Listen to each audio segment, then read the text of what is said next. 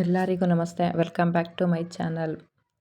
ಕೇಸರಿಬಾತ್ ಮಾಡುವ ವಿಧಾನ. ಫಸ್ಟ್ ಒಂದು ಬಾಣಲಿಗೆ ಸ್ವಲ್ಪ ತುಪ್ಪ ಕರಗಿದ ನಂತರ ಸ್ವಲ್ಪ ಗೋಡಂಬಿ ಹಾಕಿ ಫ್ರೈ ಮಾಡಿ ಎತ್ತಿಡಿ.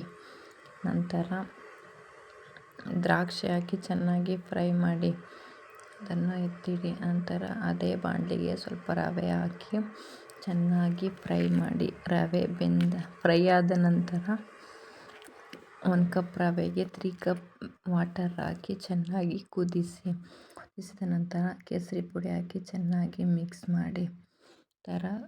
ಫ್ರೈ ಮಾಡಿದ ದ್ರಾಕ್ಷಿ ಗೋಡಂಬಿ ಹಾಕಿ ಚೆನ್ನಾಗಿ ಮಿಕ್ಸ್ ಮಾಡಿ. ನಂತರ 1 ಕಪ್ ರವೆಗೆ 1 ಕಪ್ ಸಕ್ಕರೆ ಹಾಕಿ ಚೆನ್ನಾಗಿ ಮಿಕ್ಸ್ ಮಾಡಿ.